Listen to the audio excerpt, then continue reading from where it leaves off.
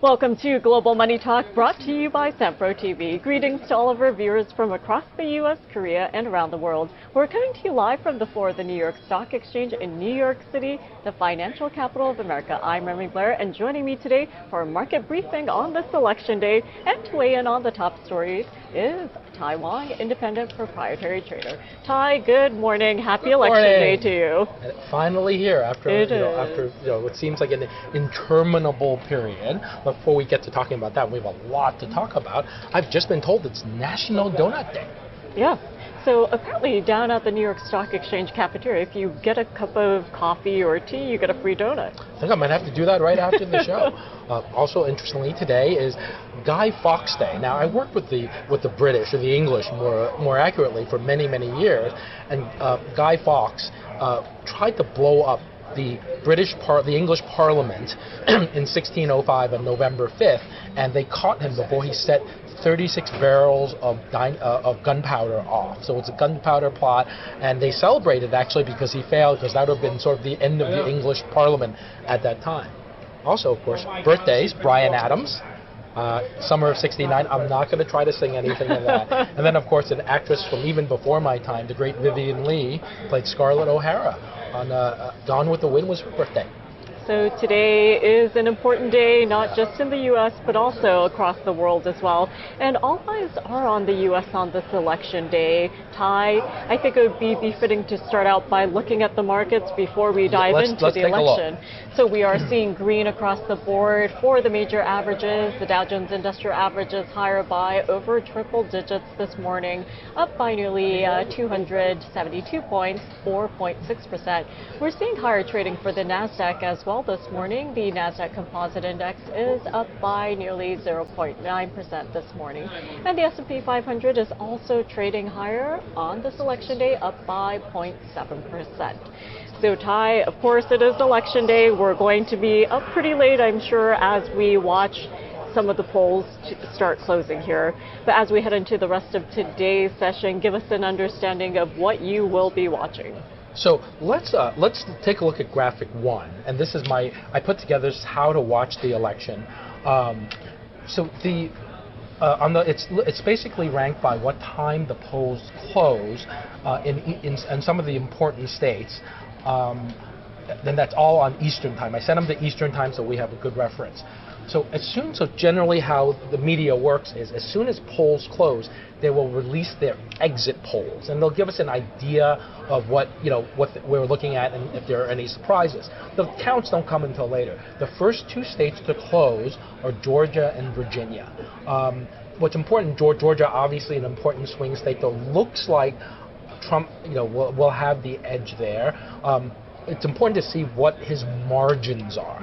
Is he outperforming what they thought he ought to be doing? In Virginia, it is very unlikely extremely unlikely that Virginia will turn red, although the governor, first Republican governor in probably 16 years in the last term, but I want to look at the margins in Virginia. How much does Harris win by? Is it bigger or smaller than what we think? We'll probably have those decisions. We'll know about Georgia and Virginia by Wednesday, sometime Wednesday or Wednesday morning in the case of Virginia. And then the later ones, North Carolina, which is critically important, closes at 7:30. Now, because of that storm, if it's really wafer thin close, it could take 2 weeks for North Carolina to really complete counting. So, I mean, it is what it is. Ohio is now really a red state, but what's important there is there's a big Senate race by long-term incumbent Sherrod Brown against a Republican, and that's a toss-up. So that'll tell us potentially a lot about interest, and that could take a week. Anyway, I won't go through all of them, but if you take a look, or you go back and take a screenshot of this, you'll see the important states will go all the way up to 10 o'clock. And once again, we're looking at margin. We're looking at certain things that'll tell us maybe a little bit about the House of Representatives. But that's how I'd be watching. I'm going to be up till probably 2 a.m. I think I'm going to be up at 6, and that'll be the first thing I look at. So tomorrow, if I have bags under my eyes, you will know why. So I just had some we've talked about this a lot, but I think there's some really interesting anecdotes that I've sort of picked up, and I've seen over the past couple of days. Well, one, we had Joe Rogan endorse Donald Trump after Trump literally begged him on the show when he appeared about a week ago to say, come on, Joe, you're not a Kamala guy. Well, he did come out and endorse Trump last night. I mean, it's pretty late. I don't know if it'll matter, but nevertheless. The other thing I would say is, I go in different places I've gone. I go down to Chinatown in New York, and there's probably 4 times as much Donald Trump MAGA stuff as there is sort of Harris stuff. The Harris stuff is almost kind of an afterthought. And this is all pointed towards the tourists who come to New York City, and maybe a lot of those tourists are from different parts of America that may support Donald Trump more. Also, in my neighborhood, and my town is relatively conservative. The area I live in is more liberal. There are very, very few, almost no Harris signs. And what that seems to be suggesting to me is there's not a lot of love for Harris. I mean, back in the day, those elections, people loved Obama. I think people still love Obama, but I don't think there's a lot of for Harris. And so the people who are voting for Trump, a lot of them love Trump. They don't all love Trump, but the Harris voters are really probably more anti-Trump than anything. So they're voting on anger and hate. So what do you think? What's more powerful, love or hate? Well, I'm glad you bring that up, Tai. You brought up a lot of important points. So when it comes to how to watch this election, you and I were here in New York, so we're on East Coast time, and it does sound as though you're saying that this is a marathon, not a sprint, and by some of the states that you mentioned and how you broke it down in that chart, it does sound as though this could be potentially an ultra marathon as well. And I think it's interesting that you're talking about what you saw in Chinatown, because I'd be curious, did you pick up any of the items to see whether or not they were made in the U.S. or made in China?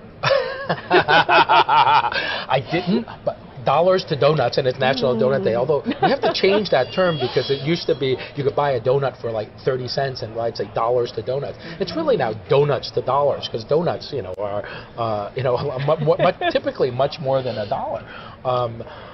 So I didn't, but I'm gonna donuts to dollars that are all made in China or made in Bangladesh. I think China may even be stepping away from some of the really, really low cost, low margin types of things. They still do it, but I don't know. But I'm going to say for sure they're not made in the USA. Yeah, and depending on where you go in the city or even throughout the state, I think it really depends where you are, because certain neighborhoods in Manhattan or Brooklyn, they tend to lean more towards Harris or the Democratic side. And for example, if you walk around on the Upper West Side, you see more stands selling Harris buttons and hats, versus perhaps where tourists might hang out, as you mentioned, Chinatown or around Port Authority, Grand Central, you might see more Trump gear being sold. So I think given that this election cycle has been so divisive and it has become so polarized, we know that when we're talking about the holiday season, getting together for the Thanksgiving dinner, that can be a contentious time where even if you love your family members, there could be a lot of hate boiling on the table. It is, and part of that is sad. I mean, I think there won't be that in our family. I think we all kind of lean a very similar way. But you're absolutely right that please let's not talk about politics at the table. I mean, I have a very good friend from high school, and we spoke recently. We had a long conversation, a little bit contentious, but she said, I was afraid to call you earlier this year because I didn't know what you thought about a certain candidate. I'm like, are you kidding? We've known each other for 35 years? You're afraid to call me because you're afraid of what I think on something? That's really, that's kind of silly, right? Between people who've known each other for so long, we surely can talk about certain things. But you're right in terms of, if you go to upstate New York, it's very, very red, and it's just the urban parts of New York State that tend to be blue. I mean, in fact, they talk about Pennsylvania. The joke is Pennsylvania is Philadelphia and Pittsburgh with Alabama in between. Wow. So it really is, so when you look at the elections, and it doesn't really matter who, whether it's Fox or NBC or whomever you watch, they'll look at the different counties, right? So and so might be leading, but only 20% of the urban counties have come in, and that's important because that suggests that the lead isn't big enough. So you'll see that. I've seen races called because, for a Democrat, because they're down 15 points, but the urban counties haven't been counted, and those 15 points won't be enough to overcome when those counties come in. So we'll see that later. We'll see that later tonight. There's going to be a lot of analysis. People have done a lot of work on this, better than me. But a couple other things. So I voted this morning, so I'm proud to have my, I voted. I think it is your civic duty. I do believe in voting on election day. The early voting, some places you can vote 2, 3, 4 weeks in advance. But what if something happens between when you voted and and election day? I mean, it seems like ideally, unless you're serving overseas or you're an invalid and you can't really get there, everybody ought to vote on the same day, then we have the same amount of information. I think that just, it seems better. But be that as it may, I'm not going to change a lot of minds, but I did vote today. And turnout was, I voted at 8 o'clock. Turnout was relatively high. They said there were lines out, by around, a little bit after 6 a.m. When the polls open. I've worked the polls before. I'm not doing it today, obviously, because I'm here. And it is a very long day. When you work the polls, the day is 5 a.m. till about 10 p.m. So that is, that's what, that's 29 hours. No, sorry, that is 17 hours. It's a really long. It is a really long day. But interesting to have actually gone through the process and see how everything works. And the process is, generally very good. The only gap, in my personal view, is when the machines do a count, right? And that count is what gets reported at the end of the night, and that scales its way up. Do they reconcile what actually goes into the machine versus what the electronic count is? I think that only happens about 2% of the time when they do a sampling, or perhaps when there is a recount. So, that I think is where the gray area is. When you put your ballot in, you're not 100% sure that, the result is accurate. I think it is most likely accurate, but you couldn't guarantee it, which, brings a lot of, sort of election, claims of election irregularities and things like that. I'm not too much you can do with that unless you do a full reconciliation, which will actually make the election a lot longer, but will get rid of those questions. And then, let me see, Nate Silver, the 538 guy, really well-respected pollster. He accused, other pollsters of hurting in terms of, because the polls are too close.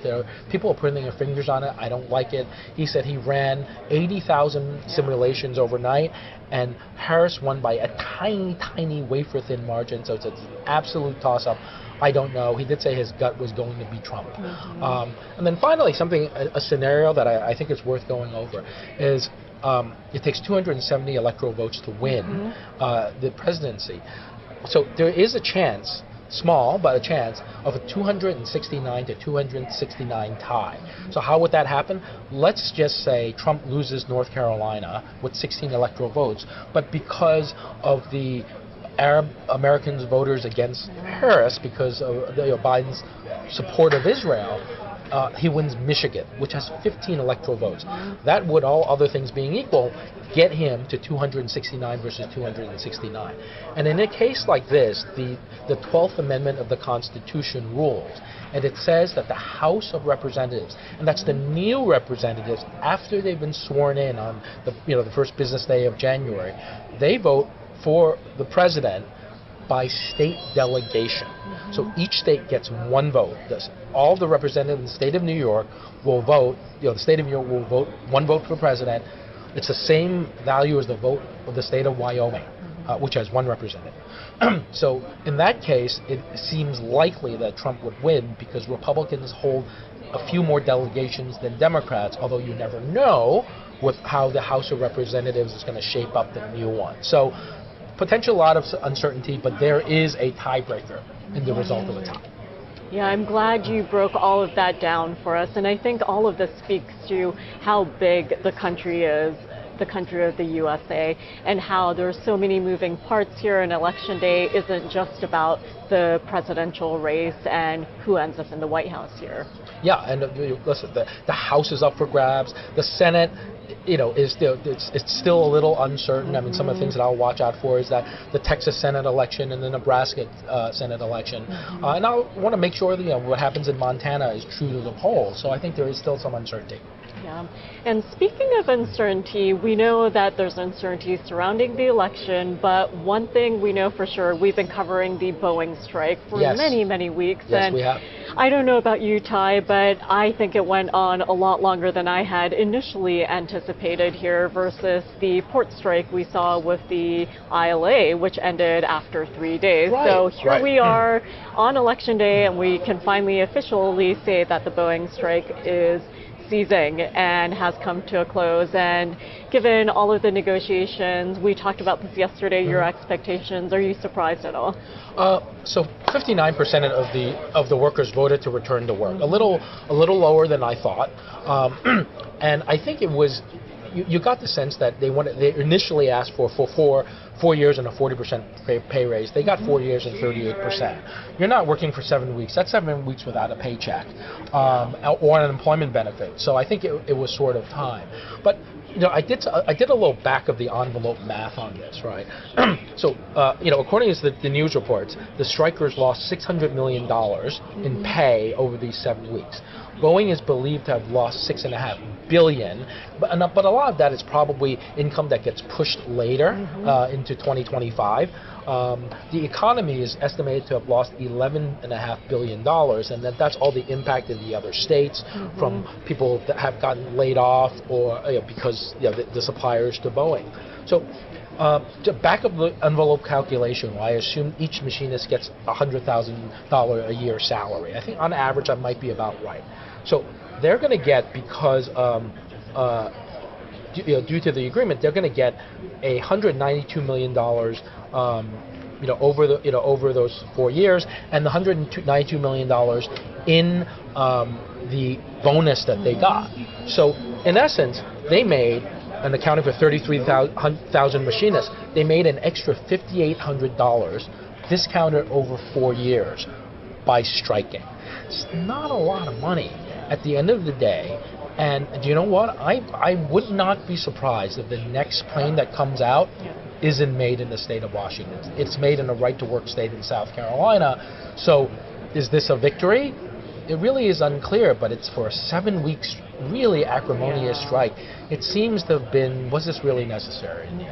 Yeah, I think that is the big question that everyone is asking. And in New York Morning Trade, initially we saw Boeing shares lower on the session. So we'll continue to keep an eye on what happens with Boeing. But another stock that we're watching this morning is Palantir. Wow. And that stock rallied over as much as 20% this morning. So let's take a look at where we are, and right now we're up 22.5%. So this came on the heels of their latest earnings report. Revenue earnings beat Wall Street expectations, fourth quarter revenue guidance above analyst estimates, and also guidance was also beyond expectations. So are you surprised at the price action we're seeing this morning? Yeah, 20% is a lot. Yeah. It's a lot. I mean, they beat on earnings, as you said, beat on earnings, they beat on sales, they beat on guidance, and they said unwavering AI demand. So a little background on Palantir. One of the co-founders, Peter Thiel, who is a really controversial figure in Silicon Valley. He's gay. He supports Trump. He has supported Trump and supported a lot of Republican candidates.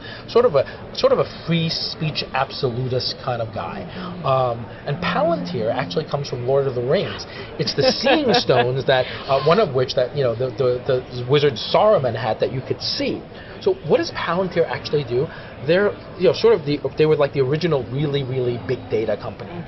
They figure out how to use and dice and big data. Have always been deeply ensconced within the defense establishment, in the military, helping, well, one of the first things was helping people figure out things about September 11th and looking at data. And in recent years, they've gotten to have a big commercial business, and now they're sort of big data, but they're also now AI-driven big data, which is why they're a little bit of a bet on AI. And I think next year they said their commercial business will finally be bigger than their business with the government. And they don't really have a big competitor in here, and I think it's hard to get in with the U.S. government if you're, to get access to all this data that you're doing for the U.S. So really, like, I mean, it's a roaring jump. I mean, 20% seems a little high, a little much. Maybe, you need to retrace it a little bit, but a great report for Palantir. Sort of, as opposed to, someone like Archer Daniels Midland, which they had to restate their financials back to last year. And I think that thing is down, probably, I think 10%. Because they had bad trades, dodgy trades between internal divisions, which as a banker, a former banker and trader, you always know there are very strict rules about how each division, at least in the banks, can trade with each other, so you can't sort of inflate earnings, which it sounds like just by the headlines what Archer Daniels Midland does. And whenever you have to restate earnings, it makes everybody really, really worried. Like as Dan Hall loves to say, in a great culture, the things that I uncover are going to be good. In a bad culture, good Lord, I don't know what I'm going to uncover. The same thing here. Supermicro Computer had their auditor quit. I think that stock has been awful this year from the highs, but I think it's down like another 40% because what are we going to find?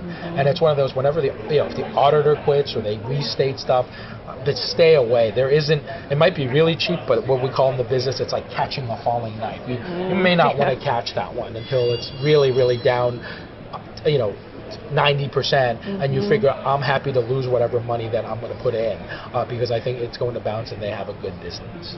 Yeah, from a safety perspective and investment perspective, you do not want to be catching any of those actual or falling metaphorical knives like they do in the cartoons. Absolutely not. So before we wrap it up, I do want to quickly take a look at Bitcoin, because I know you wanted to take a look at that. And although we have not been able to recover the 70,000 level this morning, we know that we approached that close to all-time high, and we'll keep an eye on the levels depending on the outcome of the election as well. So are there any specific levels that you're watching right now when it comes to Bitcoin? I think the 70,000 is a pretty critical level. We missed the highs at 73,600, I want to say, was the high here. I think if it's clear that Trump is going to win, I think Bitcoin will make a new high. But what's interesting is, looking at the options markets on Bitcoin, short-term, short-dated options are typically price maybe a 2% move up or down in Bitcoin, but options this week are getting priced at an 8% up or down move, and that means suggesting the market thinks that the break even could be 8% either side. So if you're selling options, you're not selling them very cheap because of the huge volatility in over the next few days. In addition, Bitcoin's going to trade all night. So meanwhile, while stocks have extended hours and futures, but Bitcoin will might react a little bit faster and in a more extreme way. On the downside, I could really see if it looks like it's going to be very, very close, or Harris nudges ahead, I could easily see it down under 65,000, just because I think there remains some length in the market. I don't think Harris is horribly, horribly negative Bitcoin, but certainly lower. So new highs, if Trump looks like it's clearly going to win, and maybe a dip down to 65,000 if the result looks like it's the other way. Well, Tai, you bring up an important point when it comes to the crypto market, because unlike the stock market, for example, crypto trades 24/7. And when we take a step back and look at what happened this campaign cycle, the attempted assassination of Donald Trump earlier in the summer, we were keeping a close eye on crypto, especially Bitcoin, and we saw that trade over the weekend. Yeah, so as we head into election night here in the United States, we'll keep an eye on where crypto trades. But very quickly, before I let you go, in terms of options, explain to us how this works when it comes to Bitcoin. So, so you could buy options on, really probably on any strike. Mm-hmm. So let's say you'd say, I think Trump is going to win, mm-hmm. and I want to buy an option, and I think it's going to go to new highs. I'll buy a call option, right here at around 68,000. Mm-hmm. And let's say I buy it on 100 Bitcoin, right? Well, the guy who sells it to me, he's a businessman. Mm-hmm. He's not really he doesn't want to take a bet on Bitcoin. So what is he going to do? Mm-hmm. He's going to, if he sells me a call, he's going to buy 50 Bitcoin right now to hedge it. If it goes higher, he's going to buy more. But if it goes lower, he has to sell some of the Bitcoin that he's bought because my option is less likely to go into the money, and he can't be long in case Harris wins. So imagine if it goes like this, that guy's going to be, selling low, buying high, the whole time, and that's costly. And that's why he's charging me, basically 8% on a short-dated option. Because he has to hedge, and that hedging can become really, really painful given the volatility that is likely over the next few days. Well, hopefully we don't see too much volatility over the course of the next 24 or 48 hours or the rest of the week for that matter. But Tai, we will be back bright and early tomorrow morning to talk about the outcome of today. Absolutely. Thank you so much, Tai. And coming up, I'll be joined by Dan Pan, Vice President of the Lakeshire Group at Raymond James. Don't go away.